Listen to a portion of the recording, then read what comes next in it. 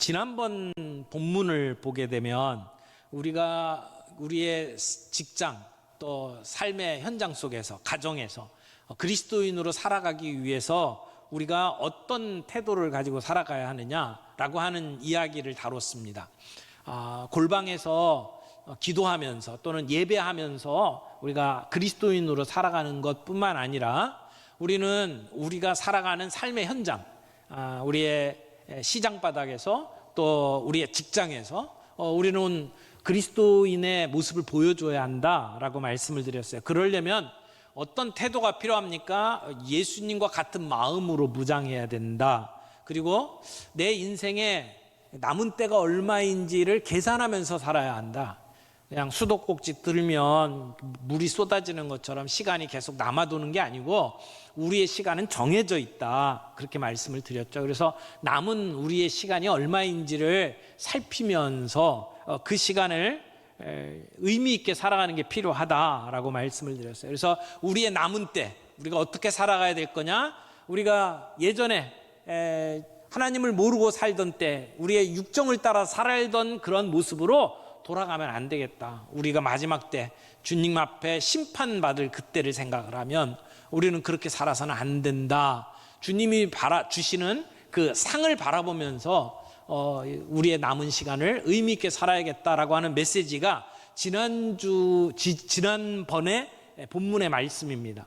오늘은 그러면 이렇게 살려고 할 때 우리 교회 안에서 우리는 어떻게 살아야 되느냐라고 하는 말씀을 하는 거예요. 교회 안에서 우리는 어떤 훈련을 받아야 되고 어떤 준비를 하고 어떻게 살아야 되는지 오늘 본문 말씀을 통해서 저희들이 함께 살펴보기를 원합니다. 7절 보겠습니다. 7절 만물의 마지막이 가까웠으니 그러므로 너희는 정신을 차리고 근신하여 기도하라. 여기 만물의 마지막이 가까웠다. 주님이 재림하시는 날, 심판하시는 날, 그리고 우리에게 상 주시는 날, 이게 마지막 날이라고 이야기를 할 수 있잖아요. 만물의 마지막이 가까웠다. 그러므로 이렇게 해야 된다. 그래서 이 뒤에 나오는 모든 명령은 말세를 살아가는 그리스도인들에게 주시는 그러한 말씀이라고 말할 수 있을 겁니다. 만물의 마지막 때, 이것은 예수님이 이 땅에 오실 때부터 주셨던 말씀이에요.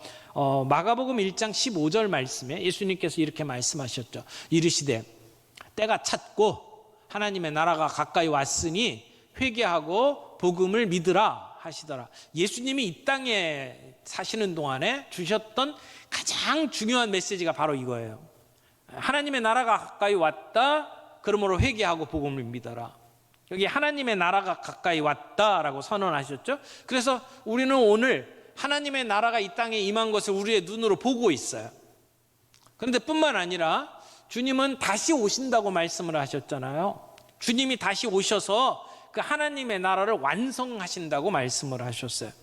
그래서 오늘 우리가 살아가는 이 시대는 이 땅에 오셔서 하나님의 나라가 시작됐고 언젠가 다시 오셔서 하나님의 나라를 완성하실 그 사이를 살아가는 거예요. 그것이 성경에서 말하는 말세, 그것이 마지막 때라고 말을 하는 겁니다. 성경은 시작과 끝을 얘기해요. 역사의 시작이 있고 역사의 끝이 있어요. 하나님의 나라를 시작하셨고 하나님의 나라를 완성하셔요. 예수님은 알파와 오메가라고 말씀을 하셨습니다. 모든 것의 시작이 예수님, 모든 것의 마지막이 예수님. 예수님은 시작하셨고 그리고 마무리 짓는 분입니다. 그래서 여기 만물의 마지막이라고 하는 것은 이 만물의 마지막 때에 예수님께서 재림하셔서 하나님 나라를 완성하시고 그때에서는 예수님께서 우리의 행위를 심판하실 것이다. 동시에 믿는 자들의 구원을 완성시키시는 때, 그것을 만물의 마지막이라고 이야기를 하는 겁니다.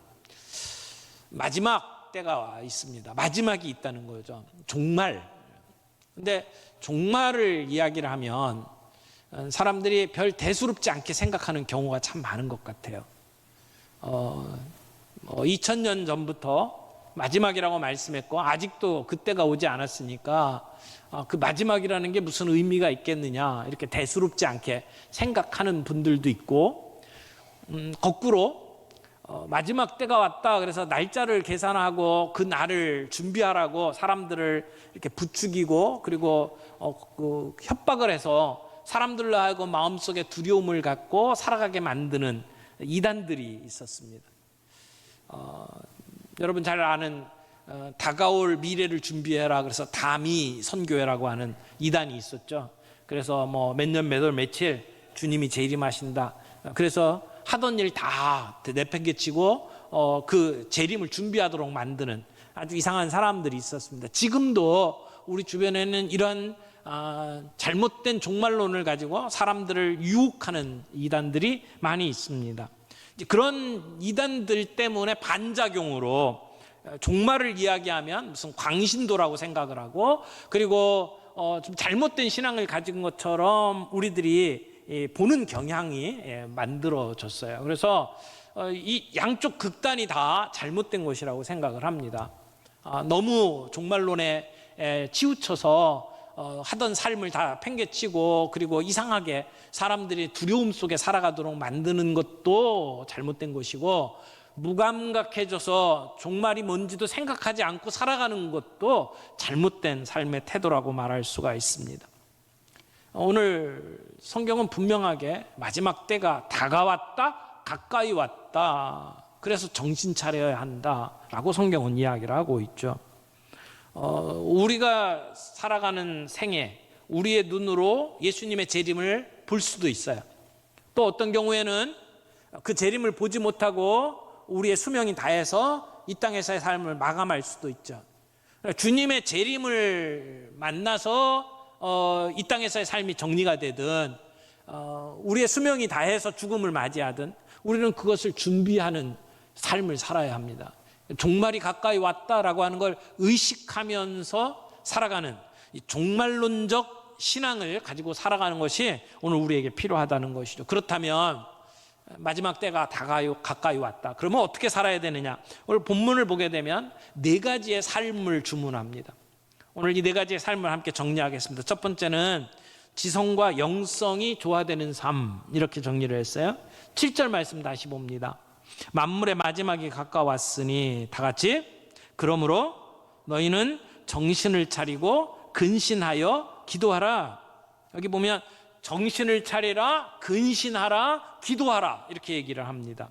그런데 이 문장 구조를 자세히 보면 의미가 이런 거예요. 기도하기 위해서 정신을 차리고 근신해야 한다, 이런 말씀입니다. 그러니까 정신을 차리고 근신하는 것은 기도하기 위해서다, 이렇게 말을 하고 있습니다. 베드로는 앞서서도 정신을 차려야 된다라는 얘기를 했어요. 13절, 1장 13절이에요. 1장 13절을 보면 이렇게 얘기합니다. 그러므로 너희 마음의 허리를 동이고 근신하여 예수 그리스도께서 나타내실 때에 너희에게 가져다 주실 은혜를 온전히 바랄지어다. 여기는 앞으로 우리가 갖게 될 그 소망과 관련해서 근신하라라고 이야기를 하죠. 그래서 여기 특별히 기도하라라고 하는 것도 우리의 다가올 그 예수님의 재림을 바라보면서 기도하라고 하는 것으로 연결을 지을 수가 있습니다. 그런데 여기 보면 정신을 차리래요. 정신을 차리라. 정신을 딴 데 팔았던 것을 추스려라. 또 어떻게 보면 그 정신줄을 놓았던 것을 다시 붙잡아야 된다, 이런 의미가 이 안에 담겨져 있어요. 마가복음 5장과 누가복음 8장에 보면 예수님께서 거라사 지방에 가셔서 귀신 들린 사람을 고쳐주신 사건이 나오죠. 군대 귀신 들린 사람이 무덤에서 예수님을 만납니다. 그래서 예수님께서 그 군대 귀신을 몰아내시고 그리고는 그 사람을 이제 치유해 주시잖아요. 그때 마가복음 5장 15절에 보면 이렇게 얘기했어요. 귀신 들렸던 자, 곧 군대 귀신 집혔던 자가 옷을 입고 정신이 온전하여 앉은 것을 보고 두려워하더라. 정신이 온전해졌다라고 얘기를 했는데, 그 정신이 온전해졌다, 미쳐서 날뛰다가 정신을 차렸다라고 하는 얘기가 바로 여기 정신을 차리고 그 말에 가까운 표현이라고 말할 수 있습니다. 오늘 이 땅을 살면서 우리가 정신을 차려야 할 이유가 있어요. 주님의 재림이 가까웠기 때문에 망할 이 세상에서 의미 없는 일, 쓸데없는 일에 우리의 시간을 낭비하고 거기에 미쳐서 그냥 날뛰다가 살아서는 안 된다. 그래서 마지막을 대하면 안 된다라고 하는 겁니다. 또 잘못된 이단의 가르침, 거짓 선지자들의 가르침을 따라서 우리가 현실을 살아가는 걸 다 내팽개치고 그리고 종말을 준비하겠다고 이상한 그러한 광신도로 바뀌는 것도 금하는 말씀입니다. 여기서 정신을 차리고 근신하라. 근신하라고 하는 건 깨어있는 것을 얘기를 합니다. 술 취했던 사람이 술에서 깨어있는 상태, 잠자던 사람이 잠에서 깨어있는 상태, 이게 근신하는 거예요. 정신을 차리고 근신하라. 그리고 기도하라. 이렇게 오늘 본문은 우리에게 이야기를 합니다. 여러분, 여기서 정신을 차리고 근신하라는 말은 정상적인 생각을 하라는 거예요. 우리가 그리스도인으로 살아가면서 오늘 우리는 정상적인 지성을 활용해야 합니다.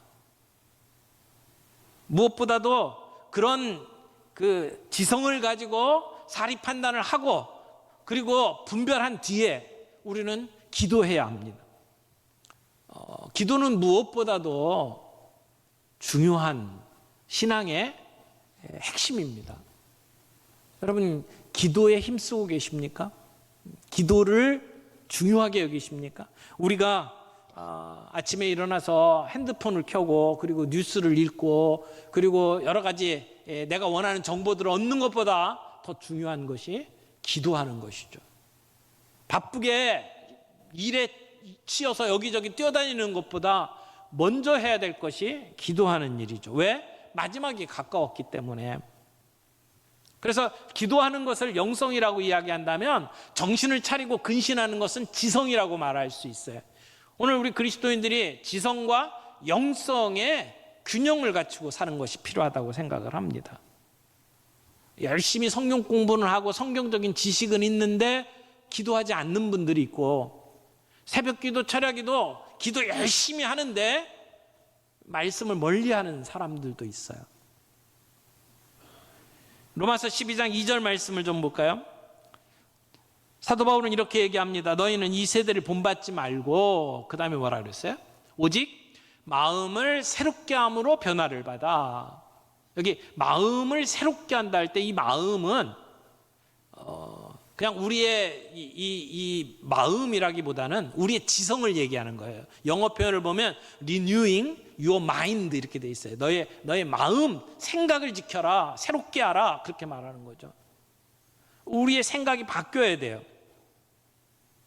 여기 이 세대를 본받지 말고 그랬는데, 이 세대를 본받지 말라고 하는 것을 영어 성경에는 이 세상의 패턴을 따라가지 말고 그렇게 돼 있어요. 패턴이 있대요. 세상에 시스템이 있다는 거예요. 세상에 움직여지는 시스템이 있어요. 근데 내가 생각을 바꾸지 않으면 세상 따라서 살 수밖에 없다는 거죠. 우리가 구원받았다라고 하는 것은 우리의 생각이 바뀌는 것까지 포함이 돼요.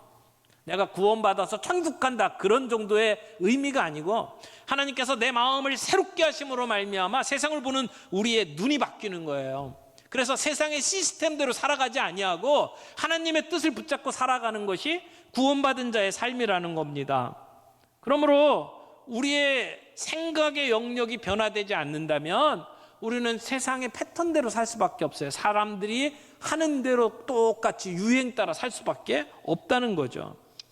이슈마다, 우리의 삶의 문제마다 우리가 분별할 수 있어야 돼요. 모르면 공부하셔야 돼요. 공부하고 연구하고 분별하고, 그리고 그 문제를 가지고 주님 앞에 나아가 기도로 내어놓는 그 자리까지 나아갈 수 있는 저와 여러분들이 되시기를 바랍니다. 두 번째 본문에서 요구하는 삶은 뜨겁게 서로 사랑하는 삶이에요. 8절 말씀 보겠습니다. 8절 다 같이 읽겠습니다. 무엇보다도 뜨겁게 서로 사랑할지니 사랑은 허다한 죄를 덮느니라. 아멘. 여기 뜨겁게 사랑하래요. 여기 뜨겁게 사랑하는 것, 이게 기독교의 본질이에요. 우리 교회를 나타내는 가장 중요한 모토가 있다면 하나님은 사랑이시다라고 하는 것이죠. 우리가 하나님을 사랑하는 것과 더불어 우리는 그 사랑을 사람들을 사랑하는 것으로 나타내야 합니다. 하나님 사랑이 있다면 그 하나님의 사랑은 내 이웃과 내 주변에 있는 사람들을 사랑하는 것으로 확인되어야 합니다. 그래서 뜨겁게 사랑하라고 이야기를 해요. 여기 보니까 무엇보다도라고 얘기를 해요. 말세에는 무엇보다도 형제 사랑이 중요하다라고 이야기를 하는 거죠. 왜 마지막에 가까웠을 때는 사랑이 중요합니까? 마지막에는 사랑이 없어지기 때문에. 예수님께서도 마태복음 24장 10절에서 12절을 보게 되면 이렇게 예언을 하셨어요. 그때에, 마지막 때에 많은 사람이 실족하게 되어 서로 잡아주고 서로 미워하겠으며 거짓 선지자가 많이 일어나 많은 사람을 미혹하겠으며 12절 다 같이 읽습니다. 불법이 성함으로 많은 사람의 사랑이 식어지리라. 사랑이 식어진대요. 뜨거웠던 사랑이 없어진대요. 사랑이 얼어붙는데요. 이런 마지막 때에 우리에게 필요한 게 뭐냐? 뜨겁게 사랑하는 것이 필요하다는 것입니다. 여기 열심히 뜨겁게라고 하는 표현을 썼는데 힘을 다해서 그런 뜻이에요. 힘을 다해서. 오늘 우리의 삶 속에 이렇게 이웃을 사랑하고 허물을 덮고 그러면서 뜨겁게 사랑하는 것이 오늘 이 시대를 살아가는 우리들의 삶이 되어야 한다라고 이야기를 하는 거죠. 세 번째, 불평 없이 환대하는 삶을 살아야 된다라고 이야기를 합니다. 지금 만물의 마지막 때가 가까웠으니까 정신을 차리고 근신해서 기도해라. 두 번째는 무엇보다 뜨겁게 사랑해야 된다. 사랑은 허다한 죄를 덮는다. 세 번째, 9절입니다. 9절 다 같이 읽겠습니다. 서로 대접하기를 원망 없이 하고, 서로 대접하기를 원망 없이 하고, 원망 없이, 다른 말로 불평 없이 서로 대접하십시오 라고 하는 거죠. 여기 원망이라고 하는 말은 궁시렁 되는 걸 얘기해요. 뒤에서 이렇게 투덜투덜 되는 걸 얘기하죠. 하긴 하는데 뒤에 군말이 붙어 있는 것을 이야기를 합니다. 그러니까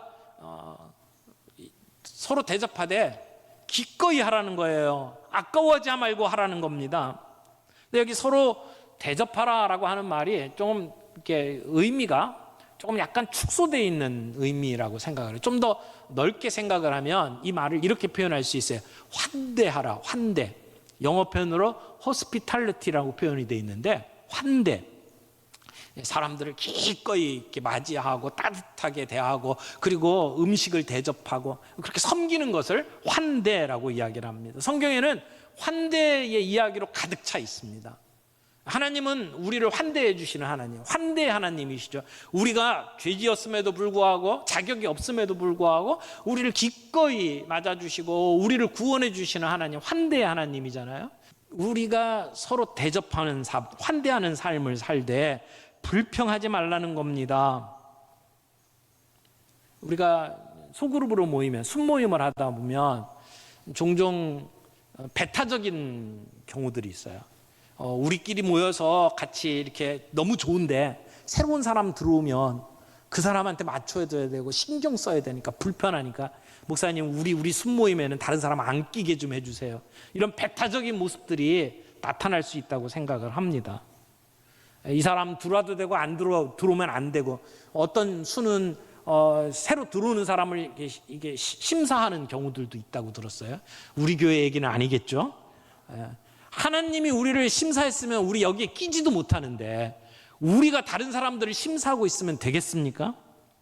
오늘 본문 말씀 잘 기억하십시오. 서로 대접하래요. 환대하래요. 약한 사람들을 끌어안고 마음을 쏟아서 그들을 대해주라는 겁니다.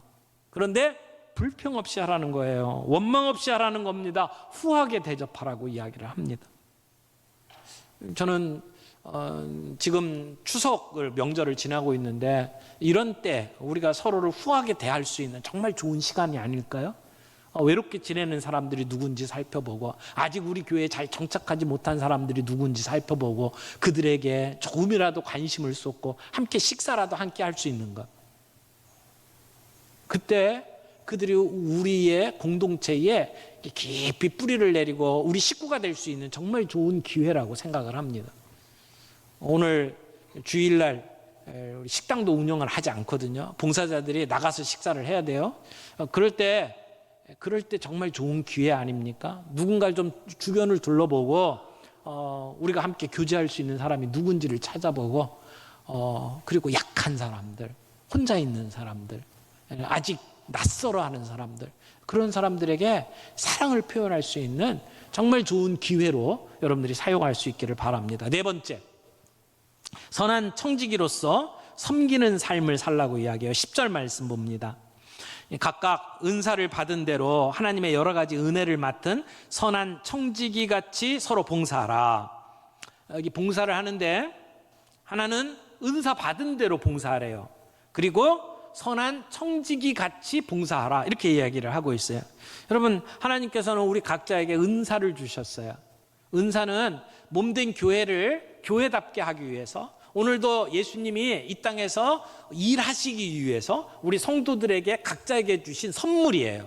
스피리추얼 기프트라고 표현하죠. 은사예요. 선물이에요.